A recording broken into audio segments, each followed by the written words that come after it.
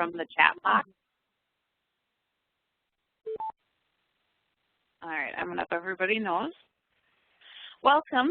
Today we are doing a training on the 2014-2015 work plan. It is December 5th, so we are going to hear from several people today, Wayne Cords and Don Helge, and I believe Courtney is with Don.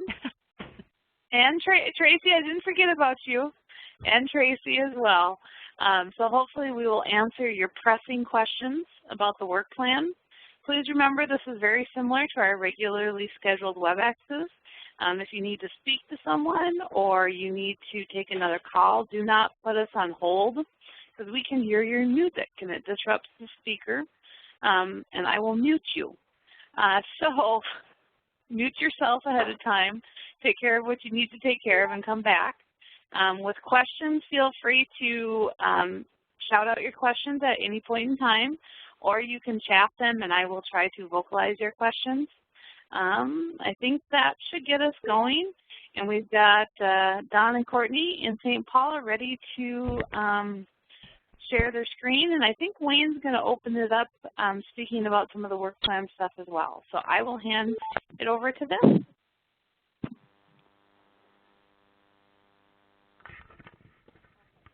Okay, good afternoon, everyone. Welcome to this we're sorry if you stole your phone. work plan preparation training. And I've got the real McCoy up on the screen here, the work plan form.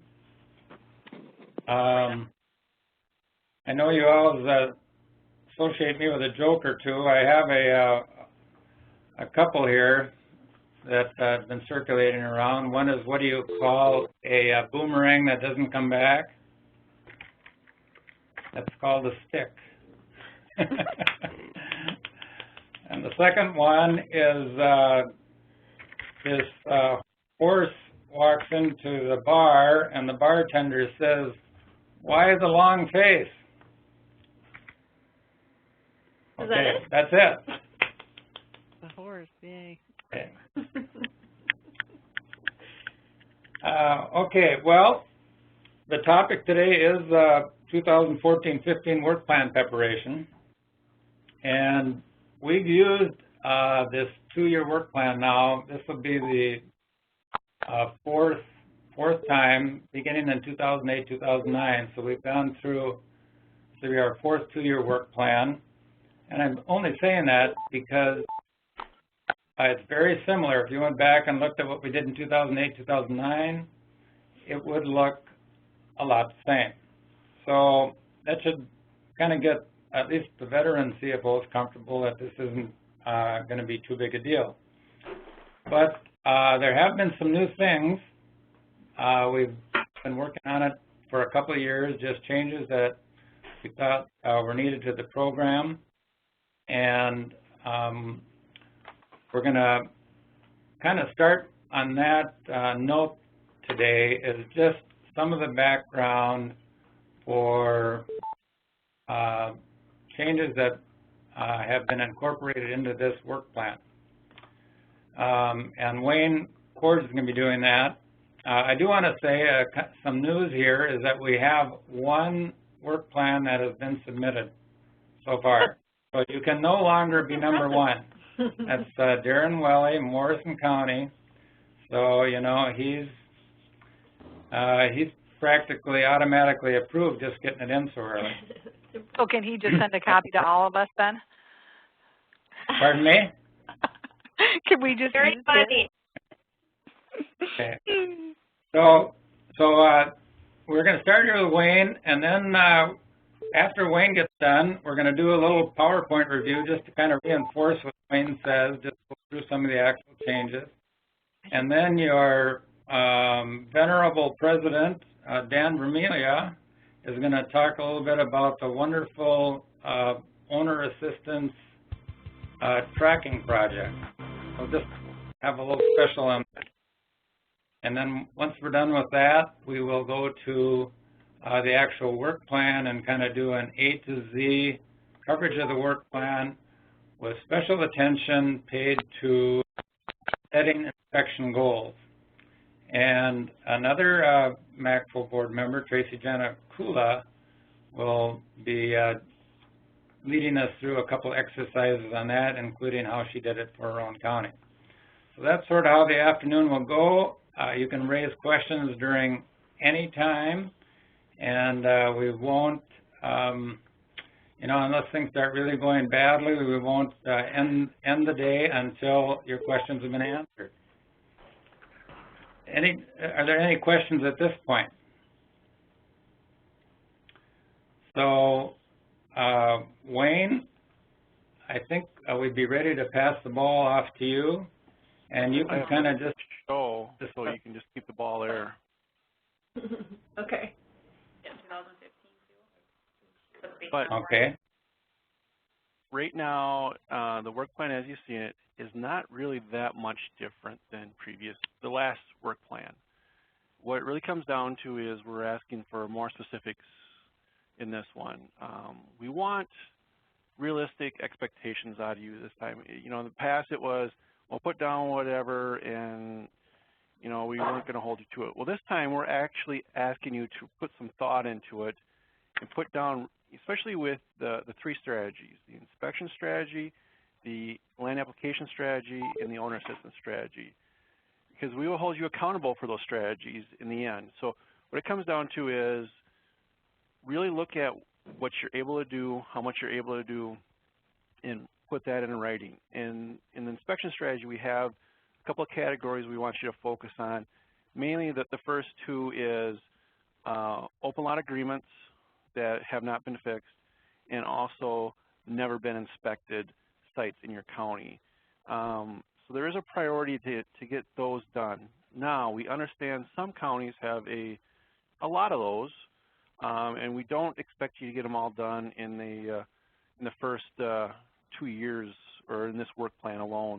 If there's a significant number of those, it's going to be unrealistic to go to all your non-inspected sites in 2 years, but we're asking you to put an effort in and put some priority to those, and still giving you some flexibility to do some other priorities in your county. But we really want to push the never inspected and the open lot agreement ones that still have those out there that are not fixed, especially the ones that you've never even been to. So if you've never been to a site and they sign an open lot agreement, how do you even know if they need an open lot agreement or not if you've never been there? So that's why we're putting the emphasis on that. And really in the three strategies, we're looking to see, is the taxpayers in Minnesota getting the value of their dollar? So if you come in and put down just bare minimum and everything, and you're getting a significant amount of money, we may ask you to revise your work plan to address that issue. There is no clear cut, this is going to pass, this is not going to pass, because each county is different. We have some counties that don't have any open lot agreements left, and they've been to all their sites. So in those cases, we're going to look for a lot more emphasis on land application strategies and owner assistance strategies. We still expect you to do your normal routine compliance inspections, but we would expect to see more in the land application aspect of it. And one of the things we're also asking for this year, and it comes at the end of the year, not in this work plan, but if you do not meet your strategy, what happened? Why didn't you meet your strategy? So at the next year, at about this time, you'll have to, in your annual report, state whether or not you met your strategy for each year, 3 things. And if you didn't meet your strategy, what was the reason why? So if you put down, I plan on inspecting, 10% of my sites, and I only inspected 7%, you failed to meet your strategy, but was there a reason? It could be, had a lot of compliance issues, had to address a lot of enforcement, had a tornado come through. There could be a number of reasons. But we want you to put down realistic plans here. So many times we get plans that say, I'm going to inspect 25% of my feedlots in each year, and we come back and look, and the strategy is nowhere near what actually happened. So this is really a contract between the county and the state, and we really want to know realistically what to expect out of you. So we're asking for realistic inspection strategies, realistic owner assistance, and that kind of stuff. Any questions so far? The 7% One rate quick question. One quick Yep. question, Wayne. With the OLAs, and you mentioned that being a focus area, is that for sites that are required to be registered? Because I got a number of sites that aren't necessarily required to be registered. They did register, they did sign an OLA, and so that's still a priority. I mean, some of them less than 50 animal units. No, we're looking for ones that are required to be registered as far as your OLAs. You know, eventually we'd want, you know, all those OLAs to be viewed. And really what it comes down to is, you know, on the OLAs, have you verified that they met the 50% reduction is the biggest key issue here. So when I say OLA inspections, if you've been out there in the last couple of years and seen that they've made those half of the reduction in their pollution, then don't have to worry about those. But really what we're looking for is, have they met that 50% reduction? And those are the key ones you want to key in on.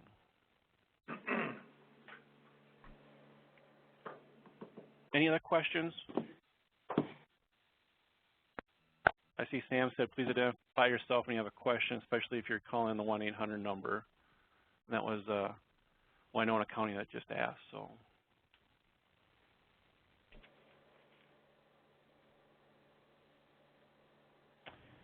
Okay. Thanks, Wayne. I took the ball back here, assuming that I think you were through just covering the themes. The program direction will be going in the next 2 years. Next thing, I'm going to go to the PowerPoint, the outline that I sent you a couple days ago, just to kind of reinforce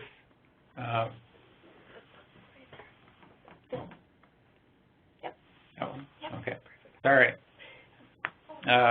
Technical difficulty, but anyway, we're going to just go through this PowerPoint, which kind of reinforces some of the things that Wayne said that we're going to be doing differently in 2014 and 2015.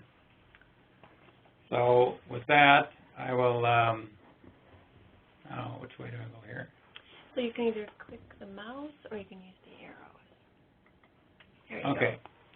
All right.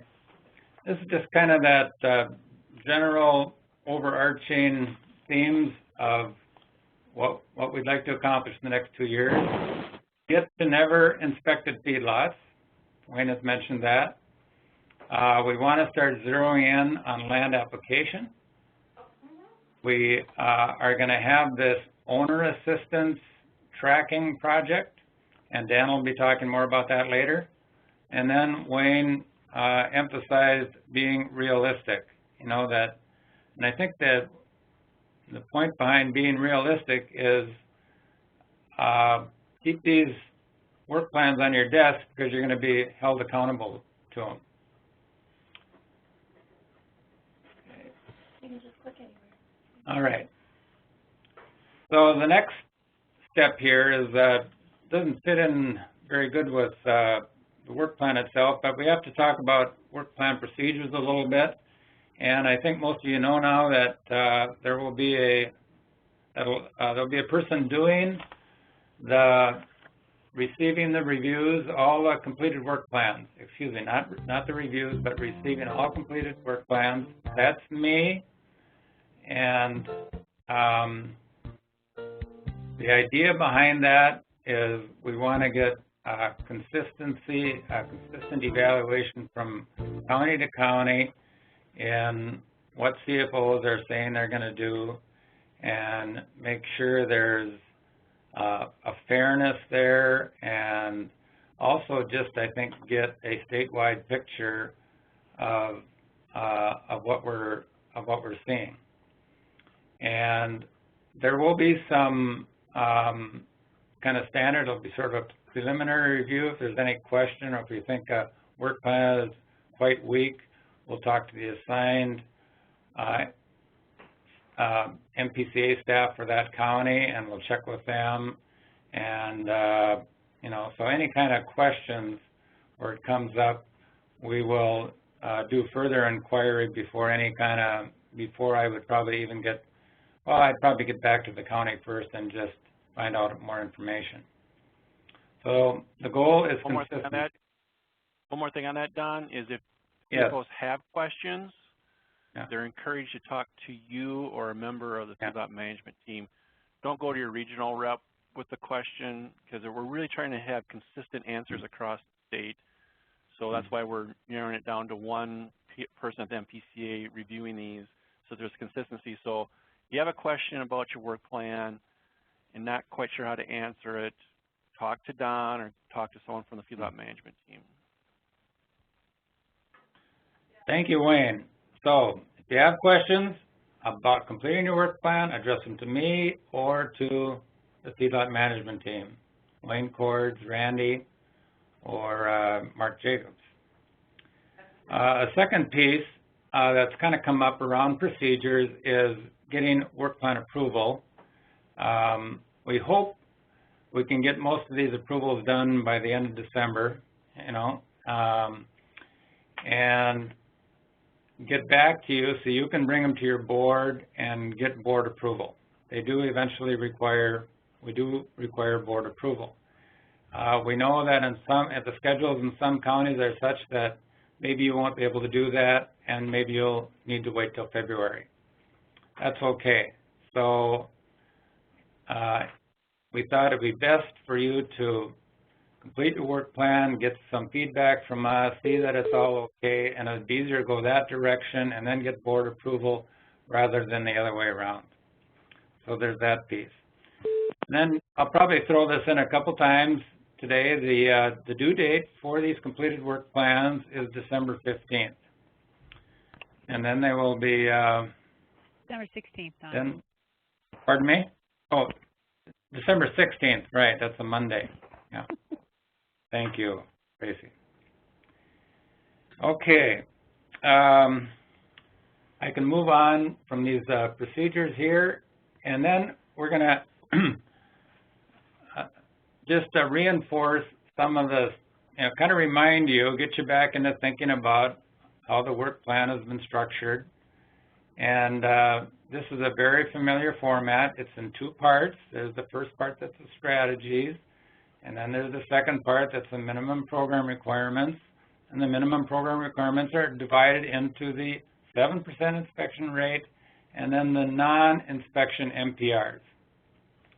So same structure as previous work plans.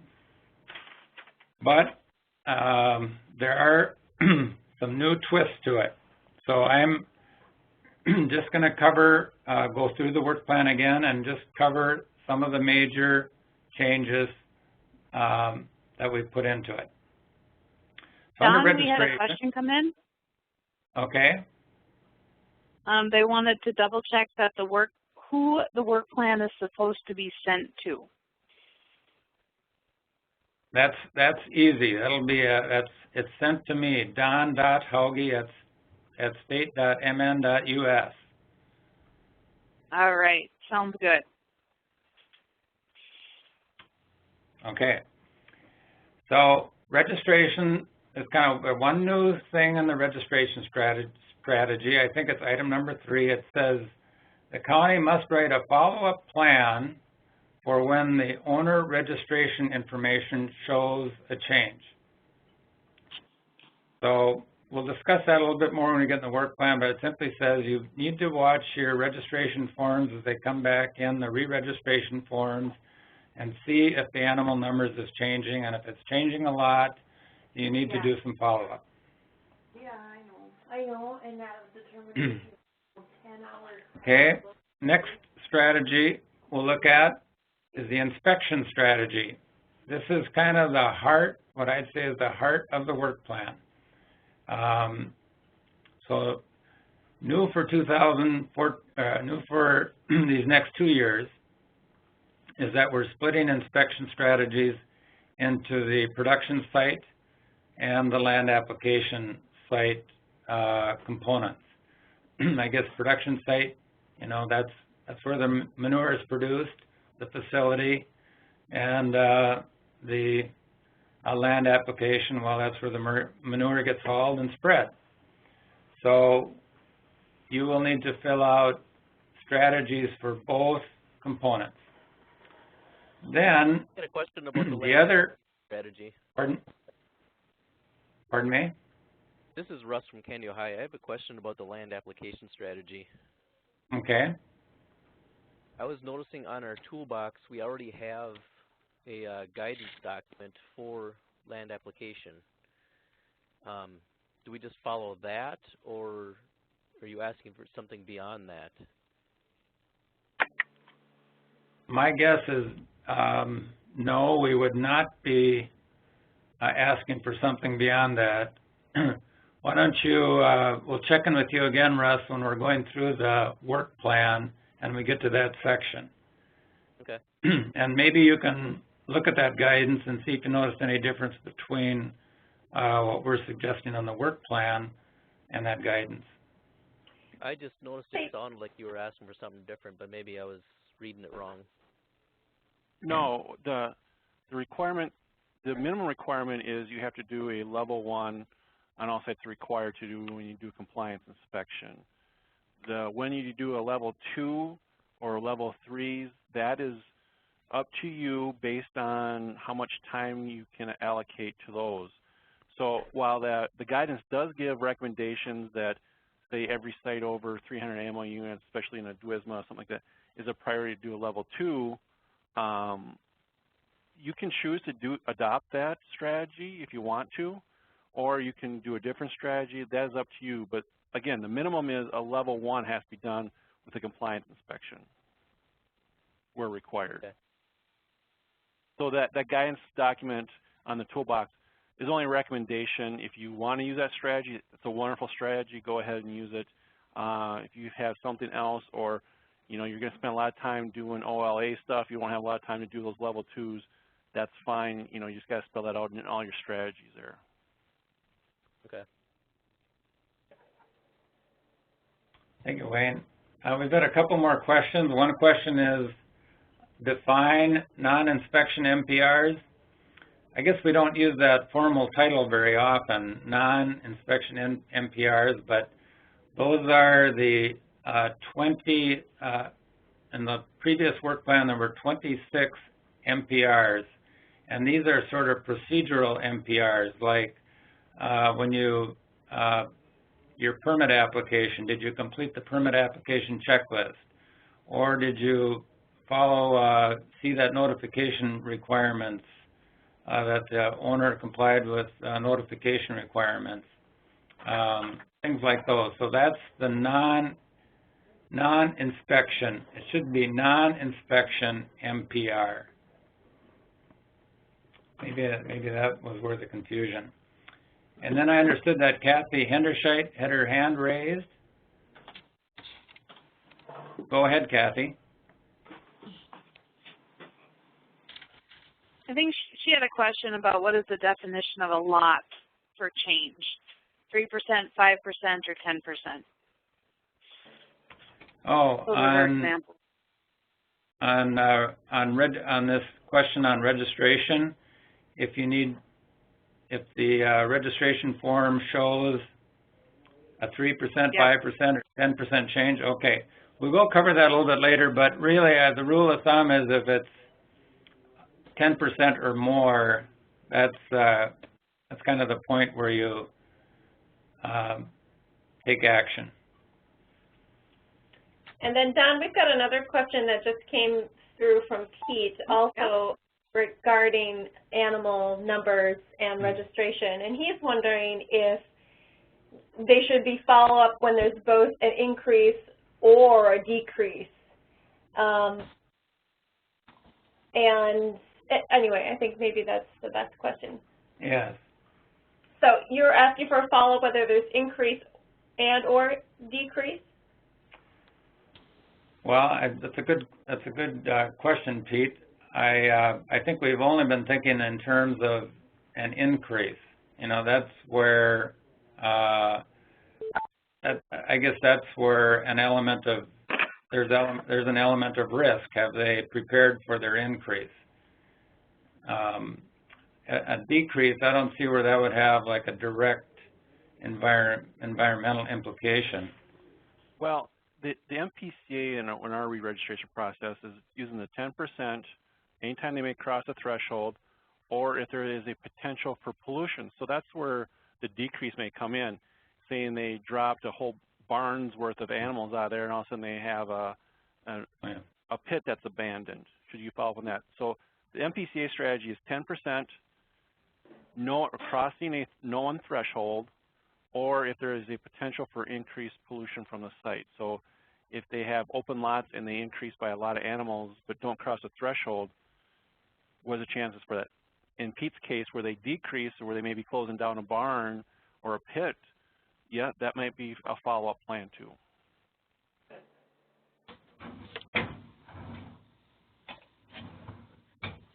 Okay. Well, we jumped back one strategy to registration. Now we'll jump forward here again to the inspection strategy. We talked about, now we're gonna talk two strategies, one for the production site and one for the land application site. And then the other major change, we have not done this before, is introduce required strategies. So maybe you can think in terms of a required strategy or an elective strategy. And Wayne talked quite a bit about that in his introduction, that we have gone to a required strategy for sites that have never been inspected. That's one. And then sites with an OLA that have never been inspected. Or you could say sites that have never been inspected, including sites with OLAs that have never been inspected. And there's just, that's just an area that we absolutely feel we have to clean up so that anybody that's looking into our program operations would not say, how come some sites have not been visited and we're 15 years down the road. So the term requirement has slipped into strategy, and there's always been this required strategy that CFOs conduct an inspection at a site where there's a permit application, for construction or an interim permit. So we end up with 3 required strategies. Okay, we'll cover that more when we get to the work plan. There's a lot of.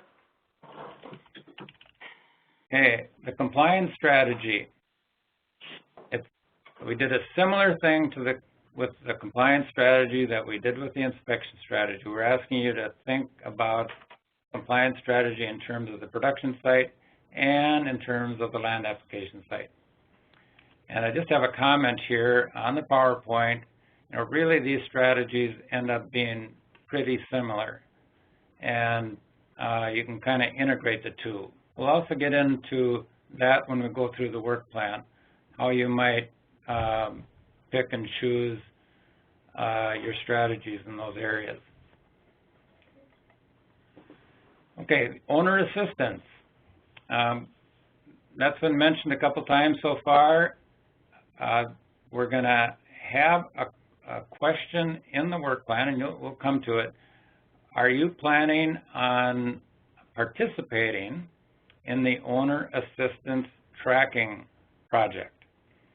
And as soon as we're done with this PowerPoint, Dan Vermelia is going to give you a little bit of more information on that, and then we're going to cover it again in training on December 18th. So we're going to do everything we can to make you comfortable and familiar with what that entails. So participation, the comment here, we're going to have to persuade you to do this. Participation is voluntary, but your MACFO board has really been behind this initiative. Okay, now we're to the second major part of the work plan, which is the MPRs. And simply, there's no change to the 7% inspection rate. That's written in the statute in our formula for distributing block grant awards, or your county feedlot award. The non-inspection MPR, we used to have 26 of those in the previous work plan, and those have been reduced down to 20. So there's fewer of those. So each one of those will count more. You must pass both of these, otherwise the formula does require us to reduce your award. So we have tried to remove, our committee worked for 18 months, and it was half CFOs, half MPCA, and we got rid of some of the obsolete, I guess, redundant ones. We combined them. We just tried to make it more meaningful. So that's what's happened with the MPRs. I'm going to talk about highlight two changes, two of the major changes that happened with the MPRs. And over time you get familiar. Wayne has already talked about the annual, this is MPR 5 on this new work plan. It says you are required to complete an annual inspection progress report of how you did in meeting your inspection strategy. This is new. So as Wayne said, you just say, this is what I said I was going to do, and if you didn't do it, you would need to provide some reasons why you didn't do it. It's all about keeping this work plan realistic and accountable. And that annual inspection progress report, you will complete that on the supplemental portion of the annual report form. So not this year, but next year in 2014, when the annual report form comes out to you on the supplemental section, you will need to write a narrative and say, this is what happened with my inspection strategy. And the other MPR that changed was MPR 13, that in any case now where you issue a permit, whether it be an interim permit or a construction short form for feedlots greater than 300, there must be a completed manure management checklist in the file.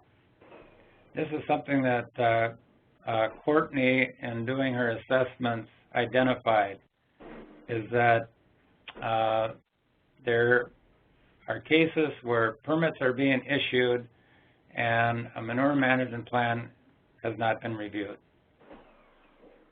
Don, we've got another question. All right.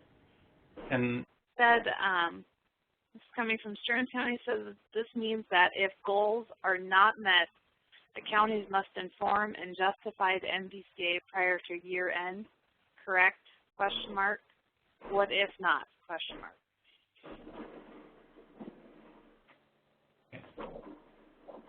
I'm sorry, you're going to say that one, repeat that again? Yeah, no problem. It said this means that if goals are not met, the counties must inform and justify the MPCA prior to year end, correct? Right. And then the question was, what if not? Well, for sure, I would say this MPR has kind of been a give me, a gimme in all past work plans, because we really had no way to assess whether a county was making progress or not. I mean, and I'd say the intent here is if there's not a reasonable explanation, the county would lose that MPR. They would fail that MPR. Now, there's 20 MPRs, so each one is worth about 5%. So you can fail 3 full MPRs before you drop below the 85%. If you drop below the 85%, then you have failed the requirement. I got a and question. There's another question. Oh, go ahead. Question from Winona County. Yes.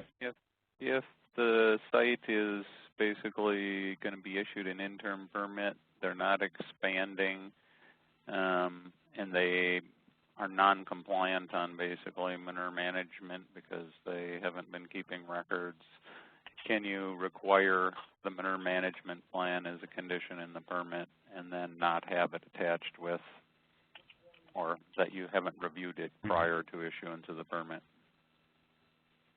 An interim permit, Yes. it can be, yeah, that can be a condition of the interim permit is a submitted manure management plan.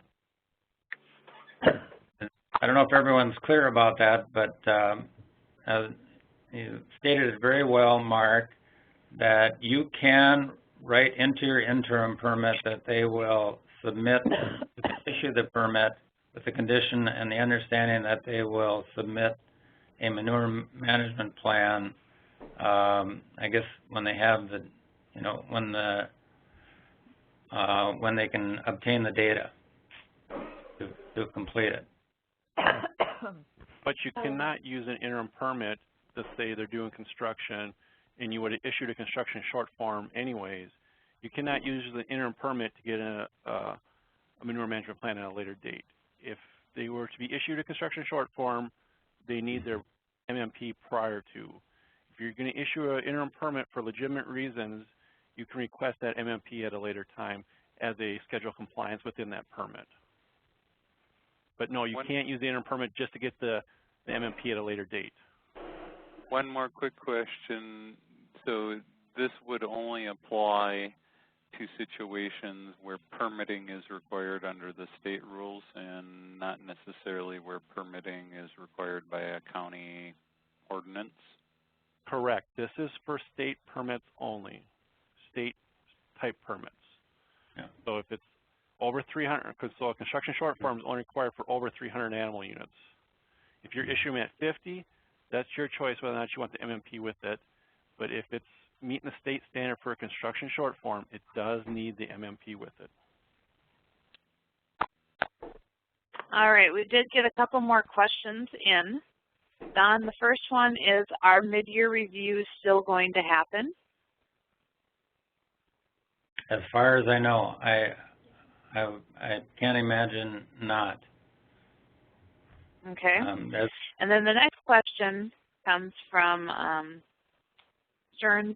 Say, do counties get credit for MPRs that did not apply to them in a particular year? If not, this would reduce their ability to miss MPRs. That statement, as Stern says it, is correct. Our practice in the past, we always, when we evaluate non-inspection MPRs, the first line item there is how many applicable MPRs, how many MPRs of those applied to the evaluation. And if a county in the past didn't issue a permit during the year, well, that dropped off about 7 MPRs right there, so they were down to 14. And we haven't explicitly addressed it, but I would guess that we will follow that same practice. So if a county does not issue a permit in 2014 or 2015, essentially you're down to about 12 non-inspection MPRs. And you can see you could miss one in that case. And that is no change from previous years. And that's not a change. There's one more statement in here. It says, if some MPRs are not applicable to some counties, then there are less MPRs that can be missed by these counties. What is the amount of reduction to funding if the 85% of MPRs are not met? Are minimally funded counties subjected to the same reduction? So he's asking how much money are they going to lose if they miss an MPR, Okay. if they miss the 85%? The way the formula is written, the county ends up losing about 12.5% of their base feedlot grant. So if you miss your non-inspection MPRs, you lose about 12.5%, and then if you miss your 7% rate, you miss another 12.5%. So you end up, so it's a total of 25%. And minimum funded counties are subject to that policy. And I want to go back to Burns County's question about mid-year reviews. Yes, we will still be doing mid-year reviews. They will be probably face-to-face with newer CFOs and or people having issues. And if they're a pretty good CFO, it may just be a phone call checking in to see how they're doing. But there will be a mid-year checkup some way or another.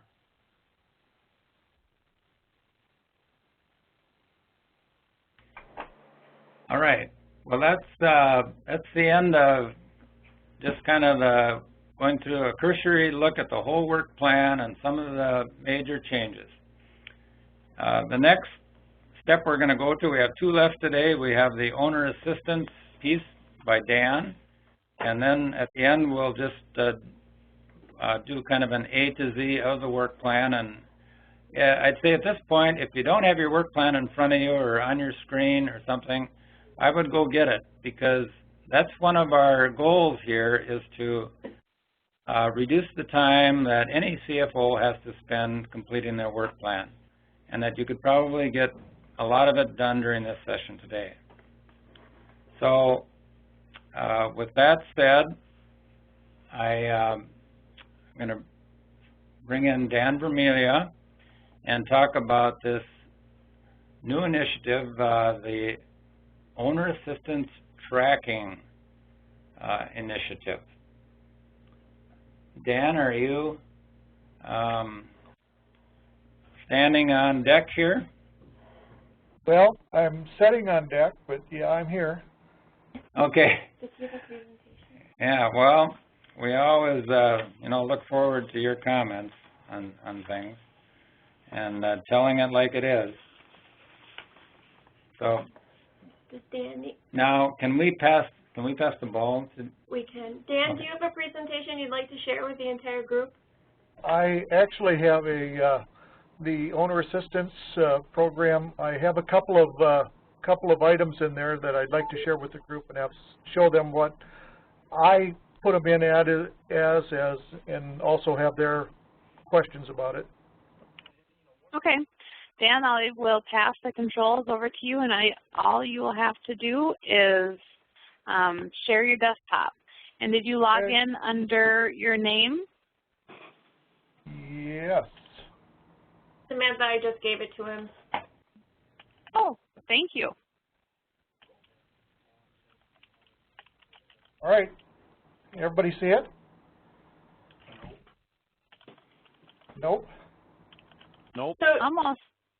Got to share your desktop. Okay.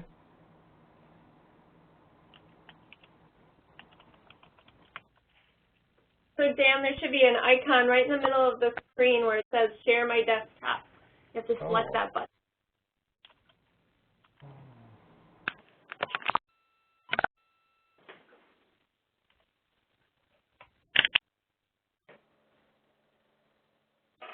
Okay. There you go.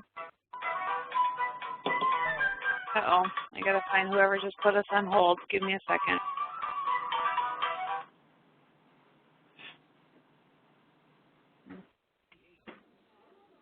They just got muted. You're good to go, Dan.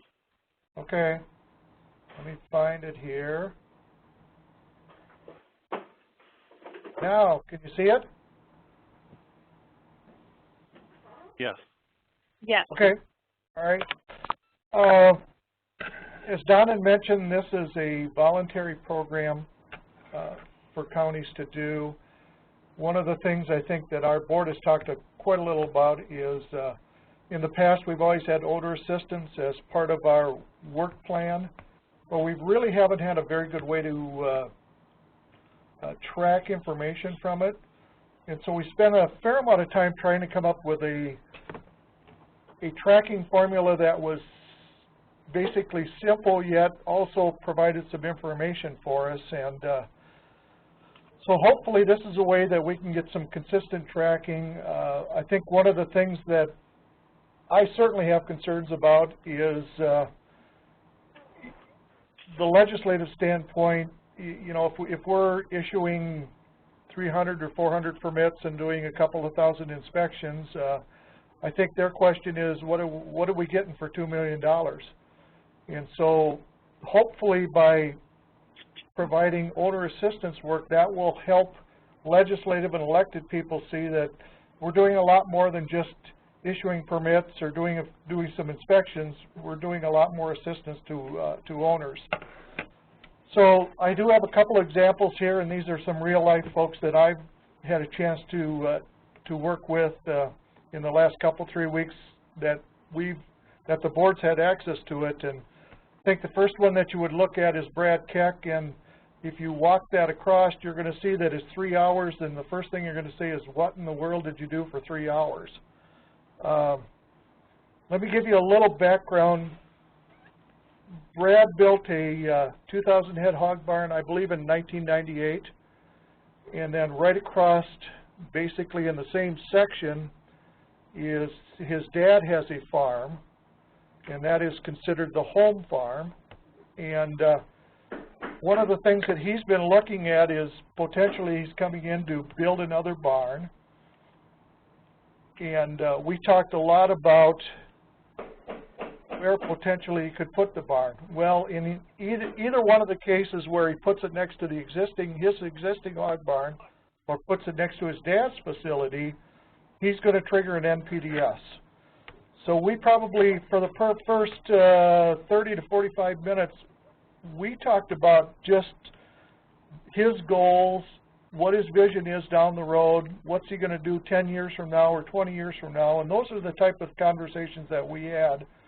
And specifically NPDS requirements, how would these things work? And so we did a fair amount of time spending on that. The other issue, and let me just throw this out, we did probably spend another 30 or 45 minutes talking about site options itself. We looked at aerial photos. There are some topography issues out at this site, so we looked at LIDAR. There's a drainage ditch there that we give some consideration to also. But ultimately, you know, there was some time spent doing some county issues too. And so I'm struggling, and I guess I want some feedback from the rest of the group is, you know, how do we separate some of those issues and where do they all fall into play? We spent a considerable amount of time going through the actual permit application for an NPDS permit. I forgot to mention that when Brad came in to the office, his agronomist was with him also. And so there was a lot of conversations about land app and manure management and going over the NPDS. And so that's where a lot of this time was accumulated. When you look at the form that we have here, this was an existing site. He already had a land manure management plan in place. So that's why I put 3/4 of an hour addressed to that portion of this form. The rest of the time I did put into permit application assistance work. Dan, there was a question that came in. Oh, okay, I forgot to look. Okay.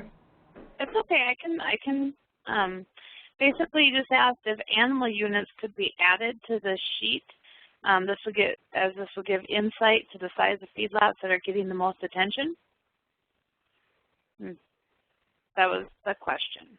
Yeah, I know that as a group we talked about that, and one of the things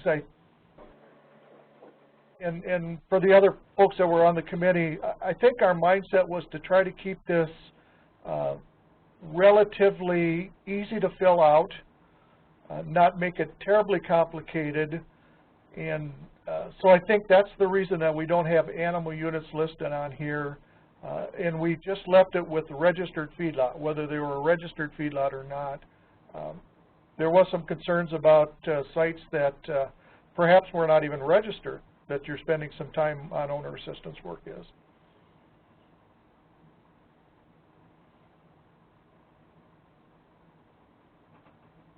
All right. The other one is Sue Jones, and here again, this happens to be an NPDS site. And Sue's questions, this was a phone call, and her questions were fairly straightforward. She currently is using rendering as her carcass disposal issue, and really wanted to have more information about composting and how it works, costs, some of those issues. So I spent about 15 minutes on the phone with Sue talking about that specific issue. So right now, those are the two things that I have, and I guess I'm just looking for some feedback from the rest of the group. I know I've maintained it at 2¼ hours of permitted application assistance. As I look through this form, I'm wondering, I think I technically should pull a little of that off because of some of the local land use issues that were part of that discussion.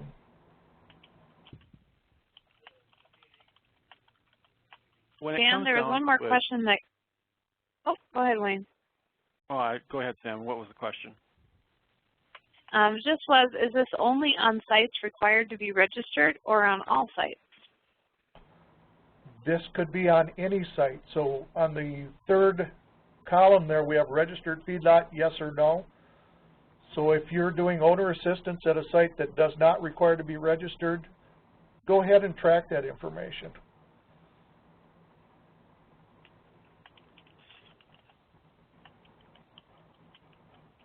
And then was it not decided that siting related questions, even if county specific, could be counted? No. The answer is no. If it related to like siting in relation to shoreland or water bodies, and yeah, you know, like are they going to get too close to a wetland so that then they will become a pollution hazard by just siting them there? So to try and avoid all that ahead of time. Right. That was my understanding.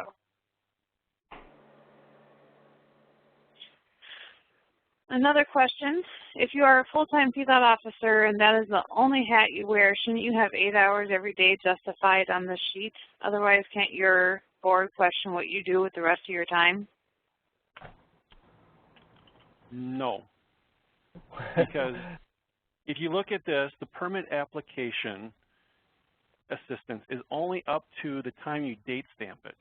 So before you accept the application, any time that you deal with a permit, that is done. Once you date stamp it, that's all part of permit review.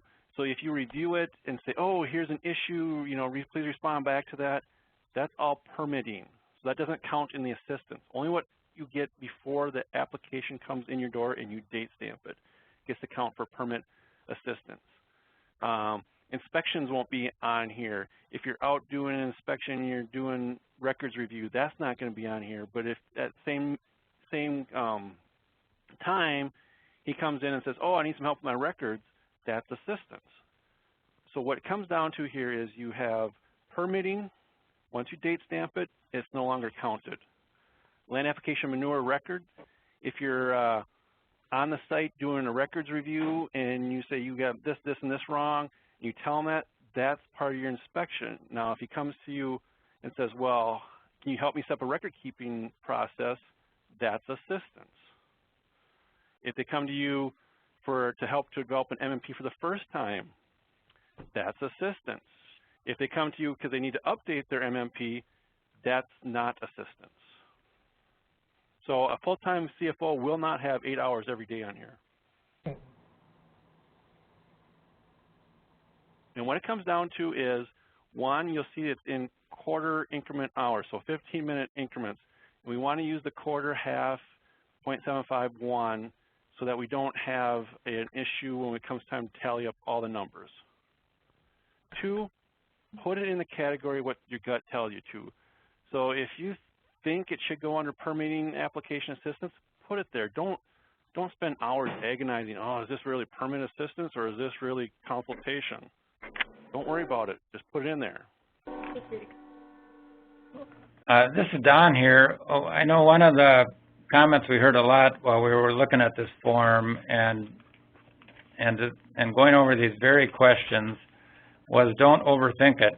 I think that was Wayne's favorite comment. Don't overthink it. we really want you to do it, and if it feels to you like it's going to be too complicated, we know that you're likely, more likely than not to do it. This is Mark from Winona. Just a quick question. Why would manure management assistance only be considered assistance if it's the first time he's doing a plan, and if you're assisting him later, that wouldn't be assistance? I guess I would kind of view it as both situations. You're still providing assistance to the producer. Yes, you are, but here we're really targeting, and it didn't come out, the whole reason we're doing this, and it's for the next about year and a half that we're really doing it, is we have a report that's due to the legislators in 2016, right away in January, something or another, I forget what the date is. But we had this respond report, and it was part of the funding for this time around. It says you shall provide a report, and the report has to say what you're doing and what you're doing to prevent pollution in the state of Minnesota. So by doing the first time MMP, we're really saying this is a good key measurement of pollution prevention because we're developing MMPs. Once it's been developed and just updated, it's harder to justify that's an increase in pollution prevention. It's just continuation of it. So here we're saying, you know, here we got a good number that, hey, we got this many hours of pollution prevention by developing MMPs. It's a good thing. So that's why we kind of divvied that out. Just based on experience, I would encourage you to include even those follow-up times, because, you know, it's something that a lot of times the producer does once, and if that's all they're going to do it, you know, they're coming back to it a year later and revising it, and so they're not using that program every day. Hey, this is Don. This is Don here. I have to kind of jump in.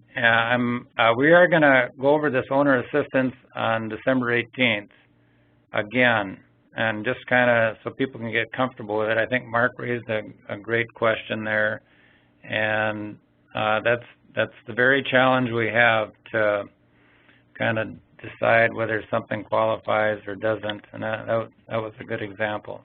But I think for today's purposes, we wanted you to just you know, get a good sense of what it entails, and it can help you answer that question on the form. We will come across that question on the form. Do you intend to participate, to use a form like this and to fill it out? So I guess as Don? Yes.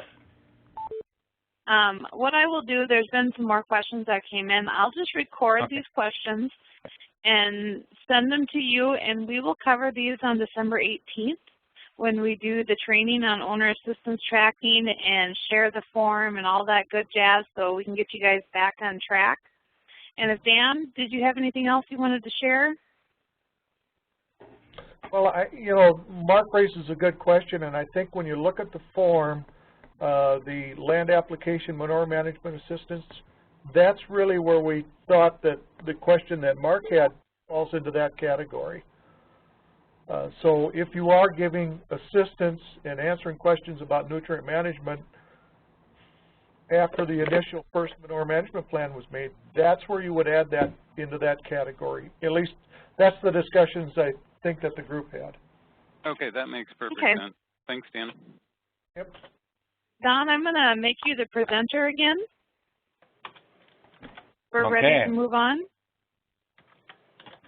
All right, we're to the last phase of this work plan preparation training today, just looking at the work plan itself, back to the actual document. And we're going to start at the top and work our way through it. I see it's 3 o'clock, so I guess our goal would be we can get done in the next half hour. The major part, I think, will be with Tracy and kind of working with all CFOs for you to develop your inspection goals. So starting at the top here, how do I scroll? Okay, I'm just going to scroll down. And first we'll take a look at registration strategy. And on my own copy, on number 1, 2, and 4, I have just said these are old work plan strategies. You've been asked to state your strategy. You've been asked to respond to these questions in previous work plans. So unless someone has a question, I won't cover that. The new one under this this part is number 3, and we've already looked at it a little bit, that if a registration form comes in and it shows a marked difference from a previous registration form, what is your plan for addressing that? Yeah, Courtney, this is something Courtney has saw in her assessment. Yeah, so I think we already touched on this. The big thing you want to look for, as Wayne described earlier, is whether there's a 10% increase in the animal units, and whether they've breached a threshold of some kind. So, for example, 300 animal units would require a permit. And if they inadvertently re-registered for a number now greater than 300, they may need to go through a permit process. So we want you to tell us how you will follow up on sites, again, that re-register, that show an increase in animal units or a major change in the facility.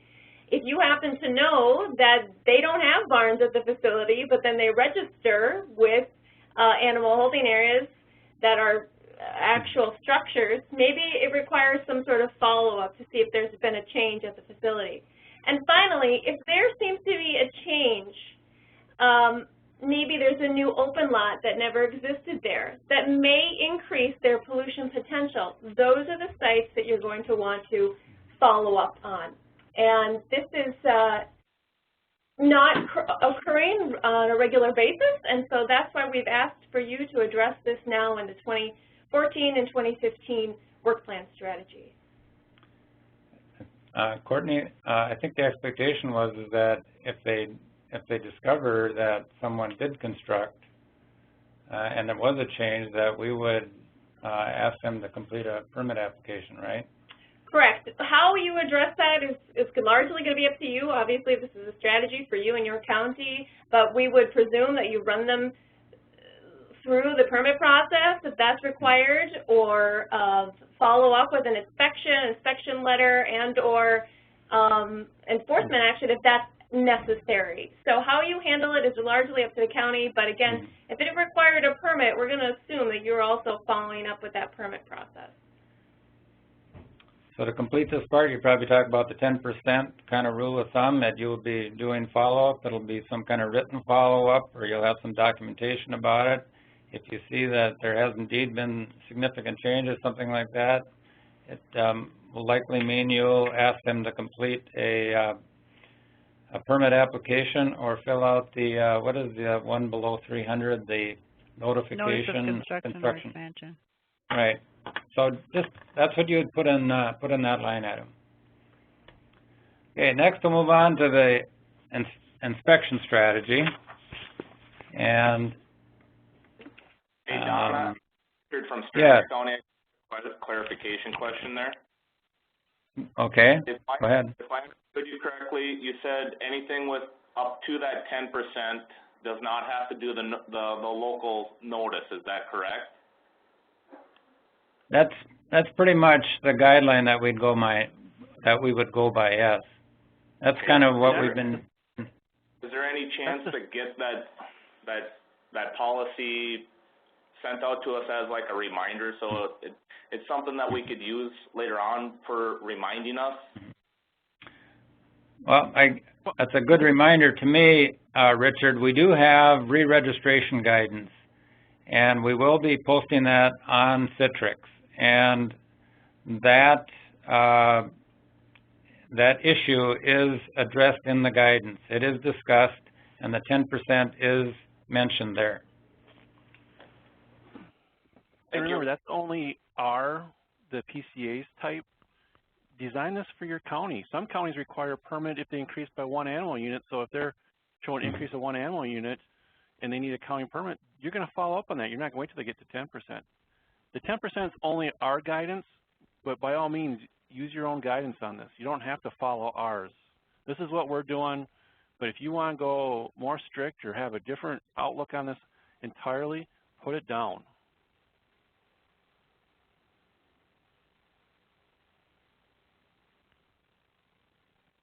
Okay.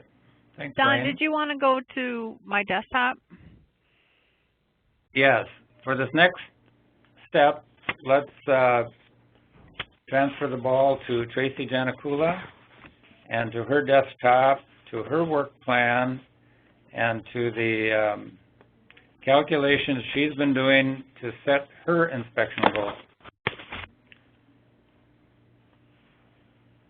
Okay, so you got to let me know when you guys can see it, because I've never done this before. So again, Tracy, you should now have privileges. There you go. And we can see you. Perfect. Cool. All right. Okay, so Don went through the top part, the registration strategy, and from production site inspection strategy, I'm going to kind of go through what my county has. And I was telling Don this morning that the number of sites I have not inspected was more than I thought. Makes it look like I haven't done anything, but so I went back and looked, and I've actually been to 308 sites. So it's not like I haven't done anything. And our county has 285 feedlots that have to be registered. So as a frame of reference.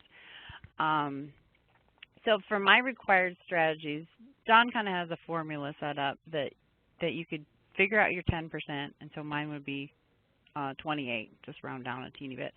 And you could figure out your required strategies, and then if you need to, do the elective. If I did all 70 of my required sites that I've not ever been to, obviously that's way more than I have to do, but I know that I'm going to have other sites that are going to come up. And so I've actually added 2 elective strategies, even though my sites that I've never been to are way more than 10%. But starting at the top, the required strategies, inspecting all sites that are going to get an interim or a CSF over 300 animal units. The 5 for me is kind of a lower number. Generally, I have 8 to 10 in a year, but I went back the last 5, 6 years and I did look to see, all right, on a slow year, the economy tanked, whatever. I think it was like 2010. I looked at these numbers, and I only had 5 of them that fit that required category. And so that's the number I went with on that one. I do expect that to be higher. So as Doug Boss would put it, those would be bonus inspections. OLAs that have never been inspected. I didn't have very many OLAs to begin with, and there's only one I've not been to. That one in particular, actually, I mean, even the re-registration now, they are still less than 50 animal units outside shoreland. So I've not had the incentive to go see them, but I will try and get that done. The inspect sites required to be registered that have never been inspected. I keep an access database. It's real easy for me to look at that on a day-to-day basis, and I have a column. Anything that's inspected, I put in a date. And so I was able to categorize those, and I know I have 70 that are not inspected yet. We do have some feedlots that obviously that are dropping in numbers or going out of business, and so that number might be a little smaller when my re-registration is finalized, because I do a big flush of registrations every 4 years, and so I still have probably close to 50 or 60 that have not returned their paperwork yet. So not sure how many of those will be affected, but so I went with 70 on that number. And then as I mentioned, I added 2 elective strategies. Wright County issues permits very similar to the registration thresholds that the state has. 10 and up in shoreland, 50 and up outside of shoreland, and that requires a CSF if all they're doing is construction. And 3, again, is a low number, but that's pretty standard. And so I added those because I know that's going to come up. And then sites with current construction or interim permits. You're going to go out there. The interims, you need to follow up. And so I went through my list, and I'm like, yep, these guys, I got to go out and see all of them. And approximately 10. There's more, but not all of them I know will even get stuff done next year, so I may go out the next year. So then there's 10 for 2015. But so the goals, most of them are pretty simple. The sites where you're going to issue a permit, you go out. If there's 5 of them, you go out to 5 of them. I want to get the OLA done next year, and inspecting sites that I've never been to, I only went with 10. That's not a very high percentage, but when you get down to the bottom of my total, it's still the number that I needed to have. Construction in my county, all 3 of the CSFs, you got to go out and make sure that they're not in need of an interim permit instead. Even if they have less than 300 animal units, if you don't go out there, you're not going to know. So those will come up and they'll just get CSFs, but they'll be less than 300 animal units. And then, like I said, the 10 sites that I got to go out to anyway. Yes? There's a couple questions that have come in, and I'm just going to throw up 1 or 2 of them here. And I'm talking too fast? One question is, what? No, not at all. Because what do you do if you don't anticipate any new building in your county in the next year? Do you have to put anything in that area? And then they're asking what your 7% is. Okay. My 7% would be 28. Oh, not 7%, but 7% is just 20. Or 19, okay, technically. But yeah, the total down the bottom, the 28 or the 29, is that 10% to give yourself wiggle room. If you, like the required strategy, the first one, CSFs or interims, if nobody comes in for construction for all of next year, you might have some interims from your sites you've gone to for the very first time. So there's some overlap there too. Obviously the site only counts once. So yeah, if there's not going to be any construction, then you kind of have to figure out, well, where is my interims going to come from? So maybe the required strategy number 1 is not the CSF side, but maybe the interim side still. Or you may be a county that's been out to all the sites and you don't have any open lot agreements and you don't anticipate, so you may have 0, 0, 0 for the first 3 there. You know, it's what you have. And, you know, never been inspected. I know some counties will be able to give us excellent data, excellent hard firm numbers on those, and I know some counties are going to struggle with that. But we want if you do not know without going through every single file if it is or not, give your best estimate how many sites in your county have never been inspected. But if you have a database, by all means use that. If you have to go through every single file, we're not expecting to do that. Just give us your best guess. How many sites have not been inspected under the new feedlot rule since 2000? Don't go back into the 1978 inspection file or anything like that. It's only since 2000. And I know the newer CFOs are probably going to have a hard time with this unless they have an excellent database, but give us your best guess of how many sites have not been inspected.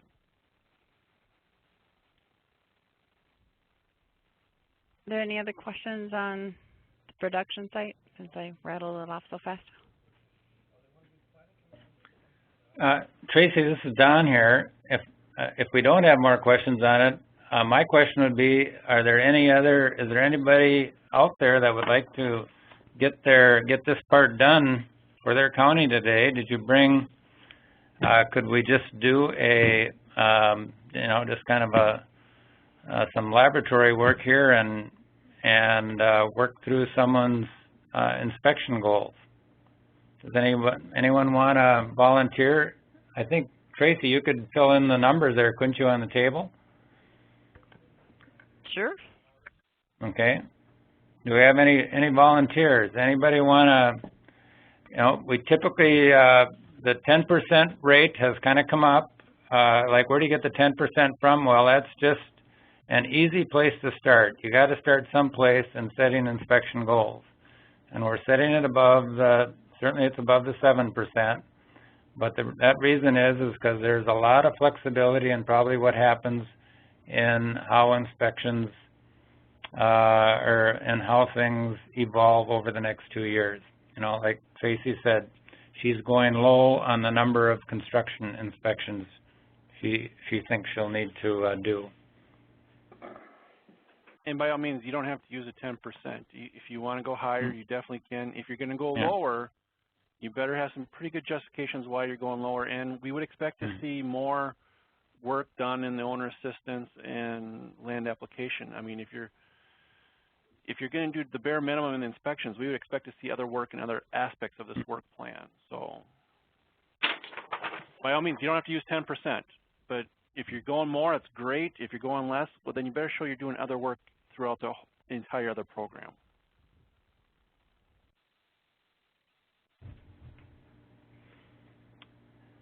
Okay. Well, this is Don here again. I think some of the most helpful things that Tracy said, she started out like with the bottom line, the total. She got 29, that's her inspection goal for 2014. That is about 10%. So she started there, then kind of worked backwards. And what I saw, some of the best stuff here is that she plans to go out and inspect these sites that already are under permit, you know, and just to see how as I understand it, just to see how the job is going and to see that they're getting it completed. So it looks like both elective strategies that's the rationale for both of her inspection strategies. Another piece you will notice, or that she pointed out, is that yes, she has 70 sites she's never been to, and she's going to get to 20 in the next 2 years. I guess we would hope that if you have sites you've never been to, maybe you could get to them in the next 5 years. You know, that would kind of be another a goal there. But this looks entirely reasonable. At Tracy's 10 a year, she'll get to them in 7 years. And maybe a bunch will fall off or will have closed when she gets her re-registration information back. So that's what I saw from the calculations that Tracy did for us. Yeah, and some of the conversation that I have, you know, probably with Don coming up when he looks at mine is that I've never been to 70 of them, but of those sites over 300, there's only one I've not been to, and he's on my list for next week. Dress warm. And so my previous goals of, you know, I got all the shoreland out. The big guys are done, and so these are the little guys, and some of them you can drive by and you go, he's not a problem, and so it's just not a huge priority. Now I realize you got to get on site. Maybe there's a tile intake you don't know about. It's on the far side. It doesn't look like it's a problem, but you don't see it, and so there's a reason to get out to all of them. But yeah, it hadn't been a huge push so far, but yeah, it's on the horizon, and we'll get them done.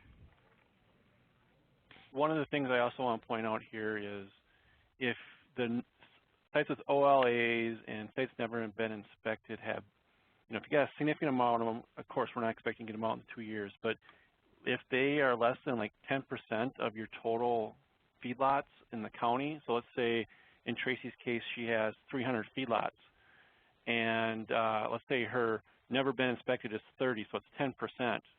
We would expect her to try to knock that 10% out within the 2 years, so it would maybe be 15 the first year, 15 the second year.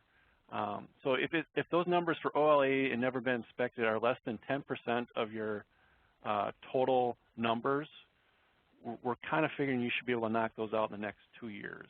So they would account for roughly 5% of your total inspections each year. Just kind of a rule of thumb what the expectation is on those. If it's more than that, we're looking for you to have a progressive way of knocking those out. But if it's 10% or less, we're kind of looking, the expectation is that you should be able to get those done in the next 2 years.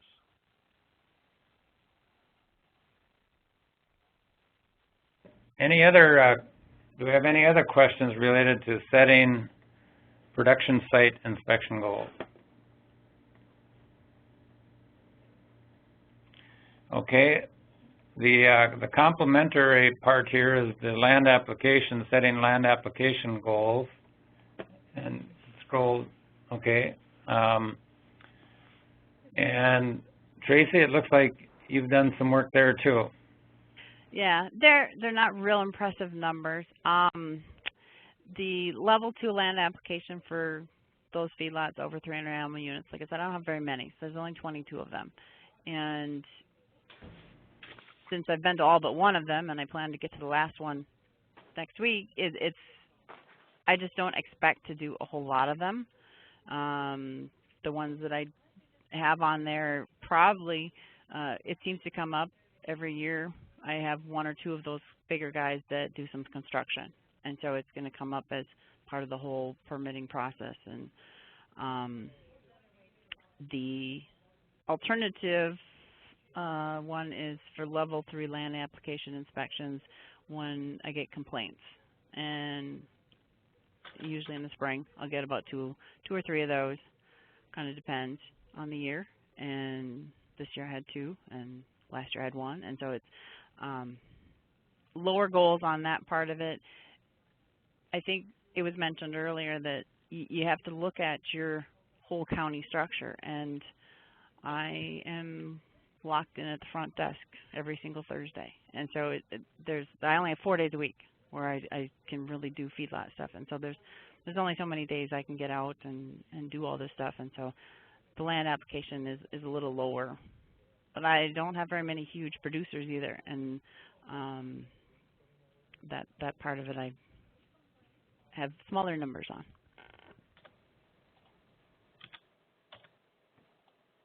Well, thanks, Tracy. I really appreciate, such a kind of a realistic assessment you did of what you need in your county, and I think that's exactly the kind of example we wanted all CFOs to see. If you're hitting hard on the production site inspections, we don't expect to see too much in the land application section. On the other hand, if you've been to all your sites,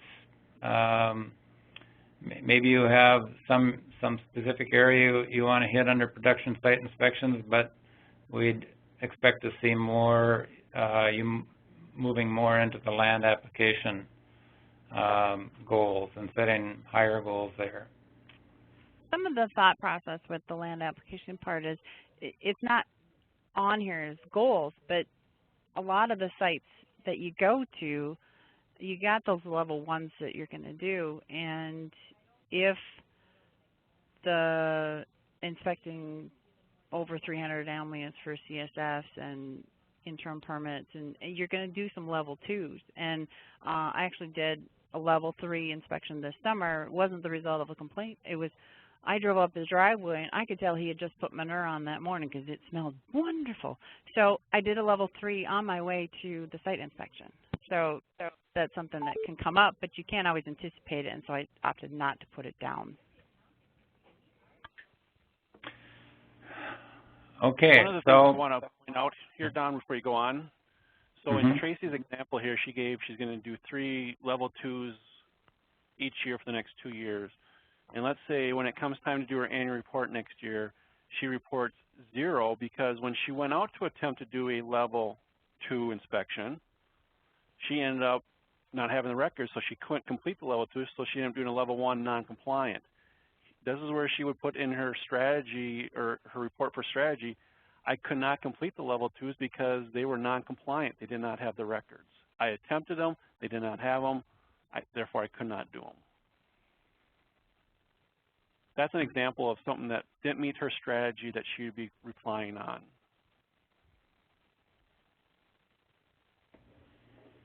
That's good, okay, good input, great. Wayne. Thank you.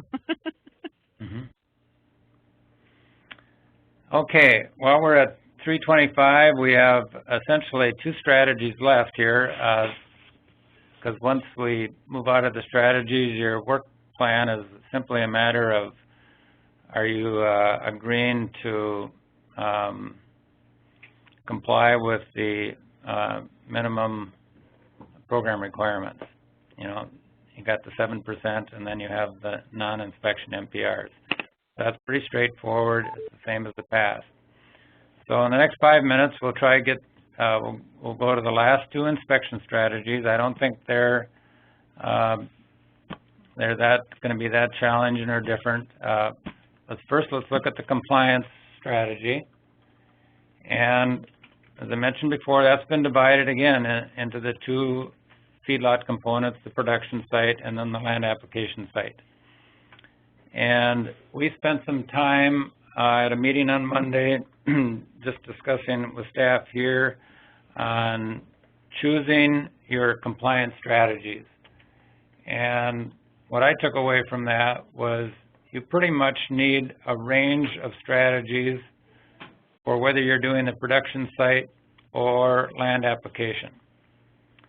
You need kind of the lowest level. That's got to be in there, where you just send your, if you've noticed a violation, minor violation, you could put it in just your inspection results notification letter. Put the violation in, what the corrective action is, and the time you need it to get sent back.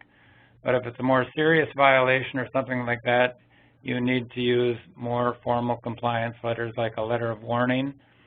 And I guess there is it under the production site, or you can handle the matter of noncompliance during your visit. What we would say when you pick your compliance strategies, we would not pass it. We would not pass your work plan if you said, I'm going to solve every problem when I'm on the site with the owner. I mean, that's pretty unrealistic. So I guess one more distinction is we worked it through that an interim permit would not be appropriate. It's not an appropriate strategy for land application noncompliance. So that's not even provided as an option. Can we just take a moment to get the... Oh, yeah. Okay, Tracy has...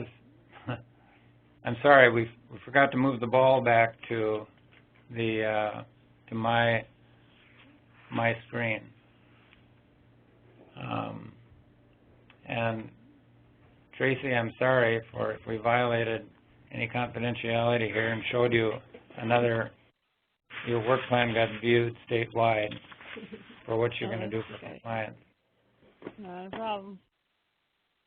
So I think it's pretty straightforward, and just that it's been split into two parts.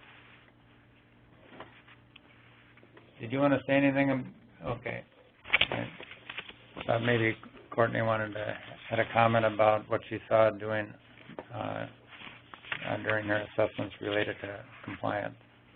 Let's see, the fourth strategy then is owner assistance, and Dan has already addressed the part that will be new under owner assistance, and I hope you tune in on December 18th and kind of just hear about how you would tackle that part, and how you would that you would be convinced that it would not be that difficult to do owner assistance tracking, because that really is. I know one CFO said they thought up to half their time was spent doing owner assistance. So we really want to find out more about how much work is being done in that area. Are there any questions on your work plan about that? That's question 3 under owner assistance strategy. All right. Then, is there a question? There was a question earlier about the land application, or excuse me, a manure management plan review as part of a non-inspection NPR from Doug Boss. Okay. going to find that. That would be 13, I think. NPR, thank you. Yeah.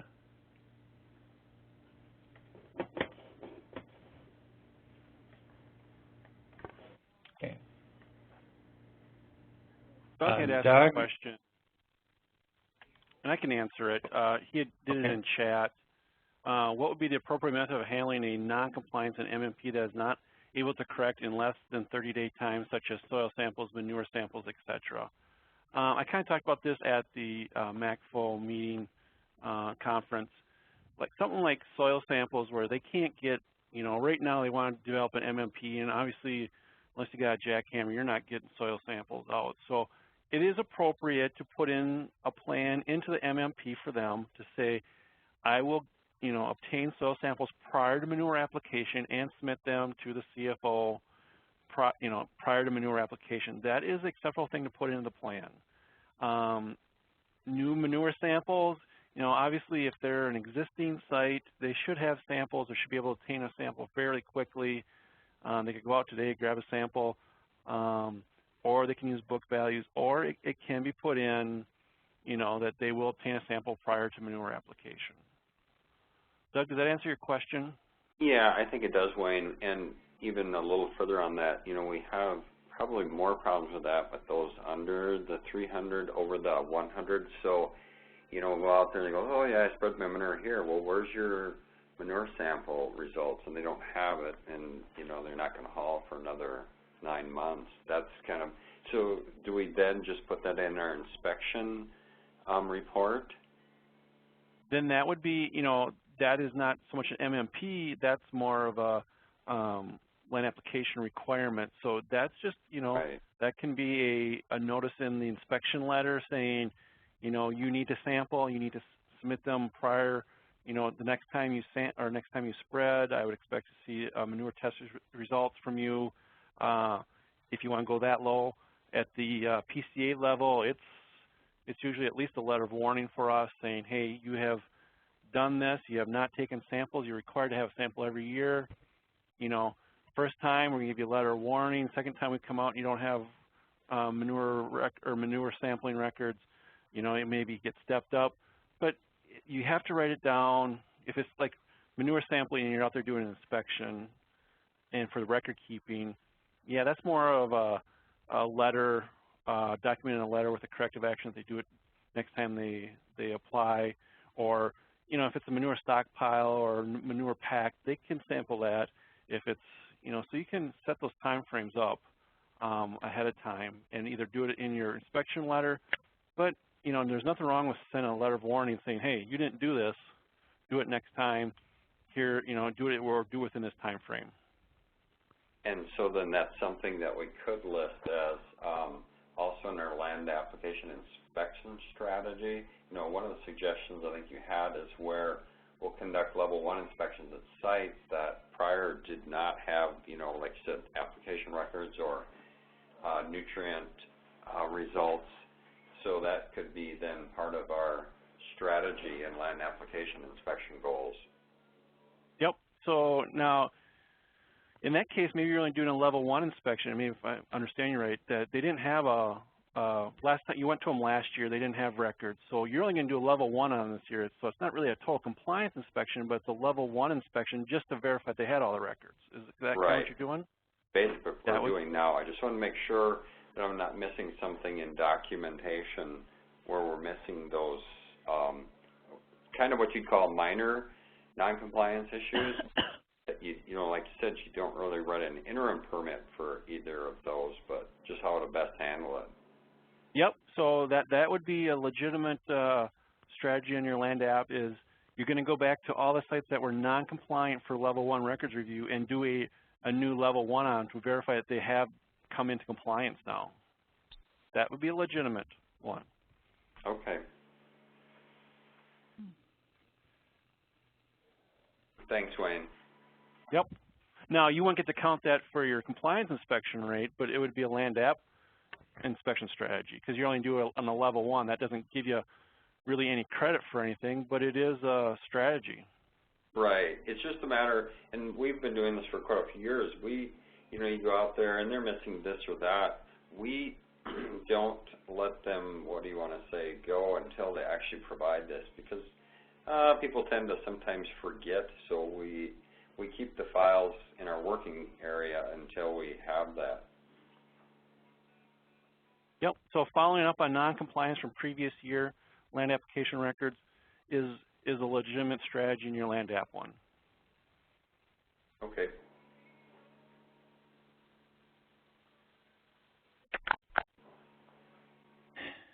Okay, I think that's,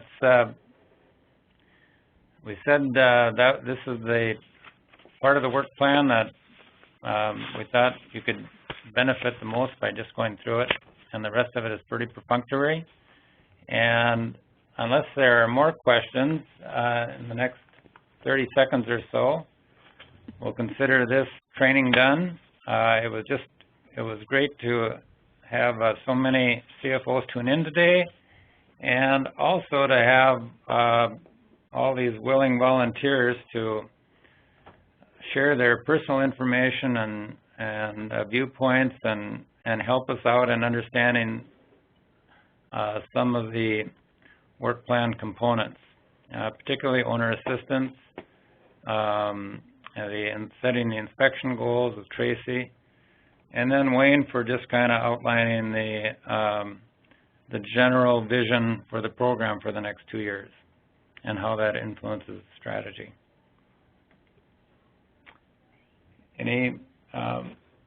I think that's it. So, well, I got one more thing here. As far as the MMP is concerned, I know everyone's very familiar with the George plan, the Excel spreadsheet version, but don't forget that there's that short form or short plan that's available, and that's a little workbook that's very easy for the smaller sites to use for their MMP.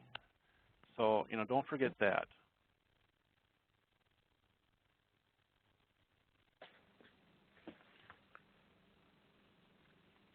Okay, well, anything else? Okay, let's call it a wrap, huh? And safe travels home this evening. And we'll see you on December 18th, and look forward to your work.